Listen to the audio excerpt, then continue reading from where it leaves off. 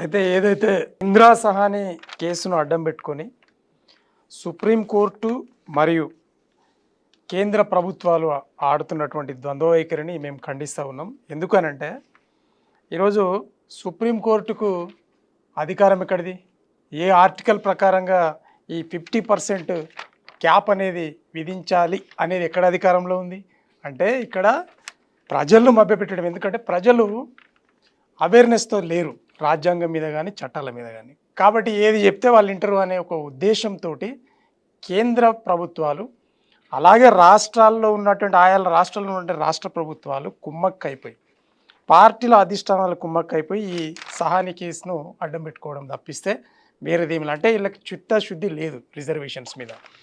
రెండవది ఏంటంటే ఈరోజు రిజర్వేషన్కు ప్రాతిపదికనే సామాజిక వెలి అంటారని తనం. ఇది అసలు రిజర్వేషన్ల హిస్టరీ తీస్తే సామాజిక వెలికి గురైనటువంటి ఏ కులానికైనా రిజర్వేషన్ ఇవ్వాలి అన్నప్పుడు భారతదేశంలో ఈరోజు బీసీలు, ఎస్సీలు, ఎస్టీలు సామాజిక వెలికి మరి గురైనప్పుడు ఈ మొత్తం సమాజాన్ని ఒక దగ్గరికి చేర్చి అంబేద్కర్ గారు రిజర్వేషన్స్ ప్రతిపాదించి అమలు చేస్తే గాంధీ గారు అడ్డుపడి బీసీల నిసలను విడదీశారు. ఓకే, అక్కడ దాకా ఆగండి. దాని తర్వాత ఇప్పుడు కూడా మళ్ళీ అంబేద్కర్ గారు ఎన్నో ఒక 100 సంవత్సరాలు 200 సంవత్సరాలు దూరదృష్టితోటి ఆలోచన చేసి బీసీలది డెడికేషన్ కమిషన్ వేసి వాళ్ళ జనాభా లెక్కలు తేల్చి వాళ్ళకి రిజర్వేషన్ అమలు చేయాలని చెప్పిన తర్వాత కూడా మరి 2 కమిషన్లు పడ్డాయి. కానీ దాంట్లో రాజకీయ రిజర్వేషన్ ఇవ్వలే. మండల్ కమిషన్ పాస్ అయింది. మండల్ కమిషన్ పాస్ కావడానికే 20 ఏళ్ళు పట్టింది. 1980లో ఇస్తే రిపోర్టు, మళ్ళీ విపి సింగ్ గారు 92లో ప్రధానమంత్రి అయిన తర్వాత వచ్చినటువంటి రిజర్వేషన్స్ అవి.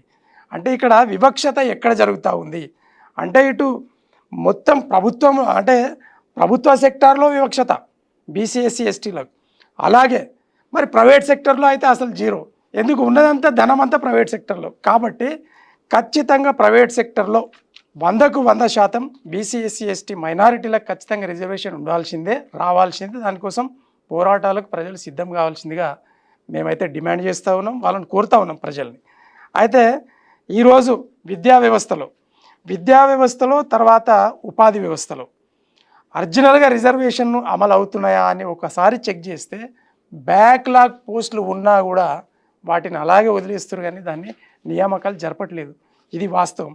కానీ మరి కొత్త రాష్ట్రం వచ్చిన తర్వాత ఉమ్మడి ఆంధ్రప్రదేశ్లో ఉన్నటువంటి ఏదైతే శాతం ఉండినో ఉద్యోగాలు, ప్రభుత్వ ఉద్యోగాలు, అందులో 2,37,000 పైచిలుకు ఉద్యోగాలను కేసీఆర్ గారు సాధించి పెట్టారు.